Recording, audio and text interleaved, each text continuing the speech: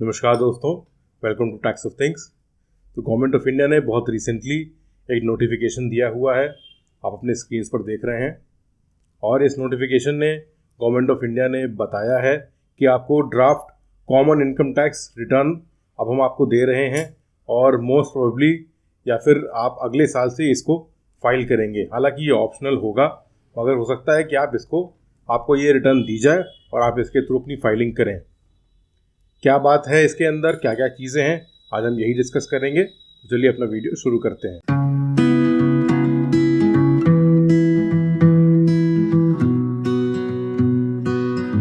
तो ये नोटिफिकेशन आपके सामने खुला हुआ है, जैसा कि आप देख रहे हैं। और ये 1 नवंबर 2022 को नोटिफिकेशन आया है। यहाँ ये बात कही जा रही है कि draft common income tax return request for inputs from stakeholders and the general public. इसका मतलब कि अभी इसको एप्लीकेबल नहीं किया गया है, कॉमन ITR फॉर्म को एप्लीकेबल नहीं किया गया है।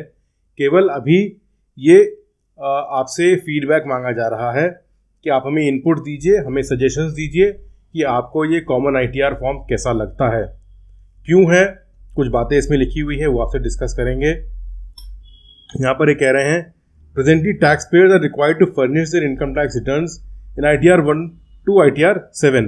जैसे भी आपकी नेचर ऑफ इनकम है उसके हिसाब से आपको ITR 1 और 7 तक भरने होते हैं। यहाँ पर अलग अलग फॉर्म आपको दिए जाते हैं जिसमें आपको भरना है। The current ITRs are in the form of designated forms wherein the taxpayer is mandatorily required to go through all the schedules। इसका मतलब कि सारे शेड्यूल्स आपको भी भरने पड़ते हैं और चाहे आपको एप्लीकेबल हो ना हो, फॉर्म के अंदर वो सारे शेड्यूल्स रहते हैं। और ये कह रहे हैं कि टाइम टेकन, जो ITR भरने में जो समय लगता है वो बढ़ जाता है और अब हम इसको कम करना चाहते हैं। इंपॉर्टेंट पॉइंट है यहाँ पर, the proposed draft ITR takes a relook at the return filing system in tandem with international best practices. जो इंपॉर्टेंट पॉइंट है वो ये है कि अब अपना इनकम टैक्स जो है वो इंटरनेशनल बेस्ट प्रैक्टिसेस की ओर कदम बढ़ा रहा है कि अब हम आपको इंटरनेशनल बेस्ट प्रैक्टिसेस की ओर लेकर के चलेंगे। जहाँ पर इंडिया की बात करते हैं वहाँ पर ITR फॉर्म्स अभी कम्बरसम है, डिफ़िकल्ट है। बाहर ऐसा नहीं होता, बाहर फॉर्म्स काफ़ी सिंप्लीफाइड होते हैं और काफ़ी ऑटोमेटेड फॉर्म्स आते हैं। तो हम भी वो चाह रहे हैं कि अब यहाँ पर लागू कर दें और आपको एक ईज़ ऑफ फंक्शनिंग दी जाए। यहाँ बात करते हैं, it proposes to introduce a common ITR by merging all the existing returns of income except ITR 7। तो 1 to 6 जो आपकी इनकम है, जो आपकी ITR है, उसको सबको मर्ज कर देंगे। ITR 7 को अलग रहने देंगे क्योंकि ITR 7 जो है वो आपका ट्रस्ट सोसाइटीज़ वगैरह का है, जो कि सेक्शन 12AA के अंदर रजिस्टर्ड होते हैं। मगर ये भी कह रहे हैं the current ITR 1 and 4 will continue. 1 और 4 ज़रूर से रहेगा। हो सकता है कि आपको 1 और 4 दिया जाए, साथ में कॉमन ITR फॉर्म भी दिया जाए। आपकी इच्छा है, आप को डिपेंड करता है कि आप 1 और 4 लेते हैं या फिर कॉमन ITR फॉर्म लेते हैं।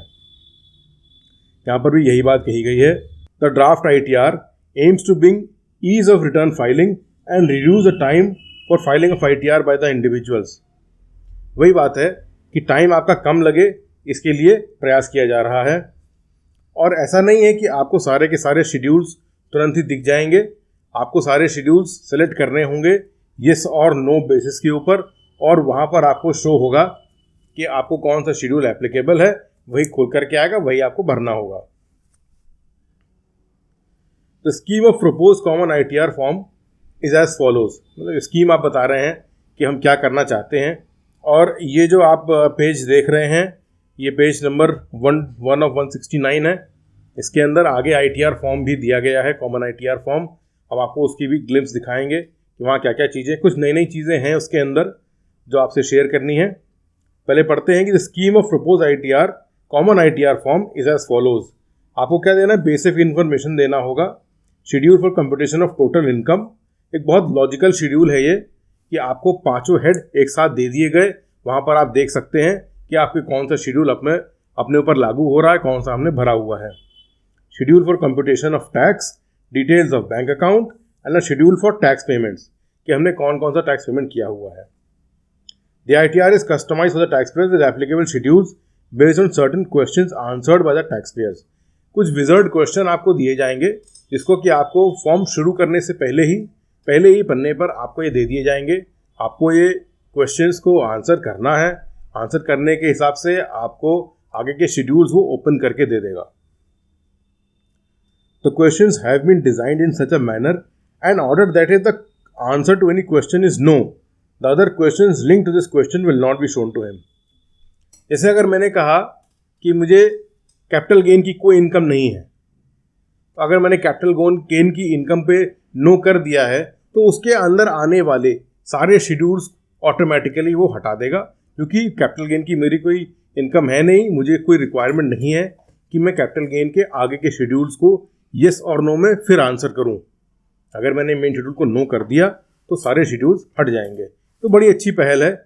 ईज ऑफ वर्किंग आ जाएगी, ईज ऑफ फाइलिंग आ जाएगी। Instructions have been added to assist, अच्छी बात है। The proposed ITR has been designed in such a manner that each row contains one distinct value only. एक ही वैल्यू एक रो पर जाएगी, ये बात यहाँ पर कही जा रही है। यूटिलिटी भी बाद में आकर के देंगे ये, हालांकि अभी तो ये ड्राफ्ट है, और अगर ये प्रपोजल फाइनल होता है तो इसकी भी यूटिलिटी आएगी। In such a manner that only applicable field schedule will be visible and wherever necessary the set of fields will appear more than once. चलिए, बड़ा अच्छा सा एग्जाम्पल यहाँ पर दिया हुआ है। For example, in the case of more than one house property the schedule house property will be repeated for each house property. अभी भी करंट फॉर्म में क्या होता है कि अगर आपके पास more than one house property है, फॉर एन एग्जाम्पल अगर आपके पास more than one house property है, तो पोर्टल क्या करता है, या अपना जो सॉफ्टवेयर है, यूटिलिटी है, वो क्या करता है, वो आपको बताता है कि do you have any more house property.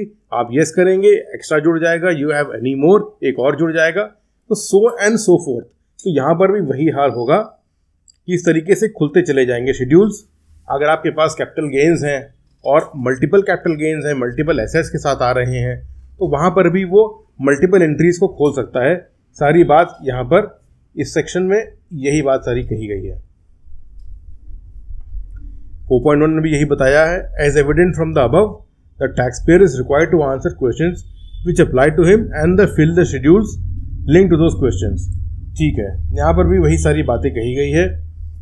The draft ITR based on the above scheme is enclosed in annexure A. Annexure A में ड्राफ्ट आईटीआर फॉर्म दिया गया है। A sample ITR illustrating the step-by-step approach for filing ITR is in Annexure B।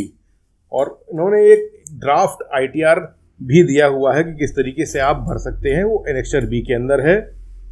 और company और firm के लिए जो ITRs हैं वो Annexure C और D के अंदर दिए गए हैं। ये सारी बातें हैं।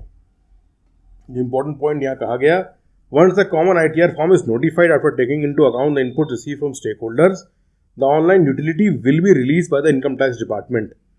In such a utility, a customized ITR containing only the applicable questions and schedules will be applicable to the taxpayer. इसका मतलब है कि अगर जब ये नोटिफाई हो जाएगा तो जो बातें हमने यहाँ पर कही गई हैं वही सारी बातें आपको देखने को मिलेगी। और अब हम आगे बढ़ते हैं, आपको दिखाते हैं कि कॉमन ITR फॉर्म का क्या शेड्यूल है। तो ये जो आपका कॉमन ITR फॉर्म दिख रहा है, आप पढ़ सकते हैं बड़े गौर से। For persons other than persons required to furnish return under section 139 4A, 4B, 4C, 4D, ये सब अपने ट्रस्ट और शेड्यूल्स वगैरह के ट्रस्ट सोसाइटीज वाले सेक्शंस हैं।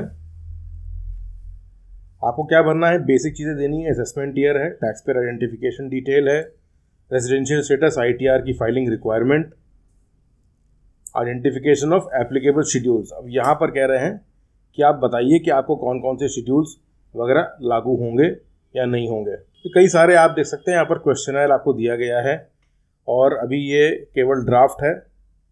आपको आगे चल करके एक कंप्लीट ITR भी दिखेगा। ऐसा नहीं है कि आपको ये ITR अभी तुरंत ही भर देना है। ये ITR अभी नोटिफाई किया गया है, केवल एक ड्राफ्ट फॉर्म के रूप में आपसे सजेशन मांगे गए हैं। स्टेक होल्डर्स, कोई भी व्यक्ति जो है वो अपना सजेशन दे सकता है। सजेशन के लिए यहाँ पर एक ईमेल ID भी दी गई है। उस ईमेल ID पे आप अपने सजेशन लिख सकते हैं कि ये शेड्यूल्स या ये फॉर्म आपको इस तरीके से ठीक कर लेना चाहिए। जो हम बात आपसे कह रहे थे कंप्यूटेशन ऑफ टोटल इनकम वाली बात, यहाँ पर आप देख सकते हैं कि आपको अलग अलग शेड्यूल से सारी इनकम को लेकर के आएंगे और यहाँ पर बताया जाएगा आपको जैसे आपकी सैलरी की इनकम है तो यहाँ पर शो हो जाएगी, हाउस प्रॉपर्टी की, पीजीबीपी की, कैपिटल गेन की, अदर सोर्सेज की। मतलब ये एक अच्छा तरीका है।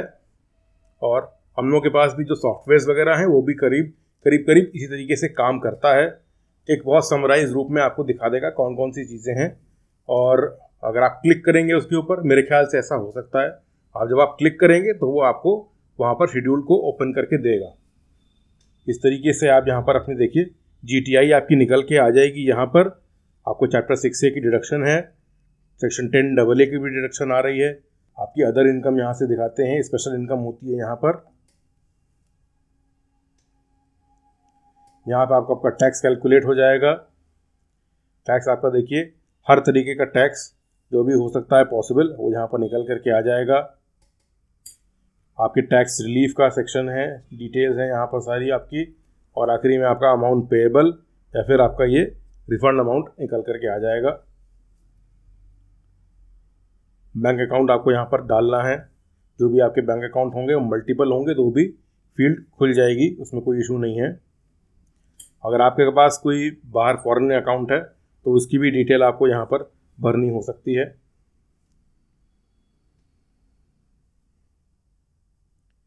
अभी हम अपने मेन फॉर्म को डिस्कस कर रहे हैं कि मेन फॉर्म के अंदर क्या क्या है। डिटेल्स ऑफ टैक्स पेमेंट, कौन कौन सा टैक्स हमने दिया हुआ है यहाँ पर आप देख सकते हैं। TDS TCS वगैरह सब आ जाएगा। और कैसे कैसे हमने TDS TCS क्लेम किया है ये आ जाएगा यहाँ पर। नीचे आपको वेरिफिकेशन देना है, साइन हेयर। ये तो अब आप जानते हैं कि या तो आधार से करते हैं या फिर आप डिजिटल सिग्नेचर से करते हैं, तो ये सब चीज़ें हैं। इसके बाद आपका जो क्या शुरू होता है, शेड्यूल्स। अब हमने जो सारी बातें आपसे करी थी वो सारी बातें अब शेड्यूल के अंदर आ जाएंगी। हमने आपको दिखाया था कि 5 हेड ऑफ इनकम थे, वो यहाँ पर अब शेड्यूल्स में सारे आ रहे हैं और आपका शेड्यूल से खुल करके चला आएगा। कई सारे वीडियोस आपने देखे होंगे जो आपको बता रहे हैं कि आपको भरना है या अब आपको सतर्क हो जाना चाहिए। अभी ऐसा कुछ भी नहीं है। अभी ये ड्राफ्ट फॉर्म है, नोटिफाई नहीं हुआ है। जब नोटिफाई होगा तब ज़रूर से आपको इंटीमेट किया जाएगा और समझाया जाएगा कि उस फॉर्म को कैसे भरा जाता है। फिलहाल ये एक ओवरव्यू है। तो ये सारी बातें थी आज के अपने डिस्कशन के अंदर। आज का वीडियो आपको कैसा लगा मुझे ज़रूर बताइएगा, आपके कमेंट्स का मुझे इंतज़ार रहेगा।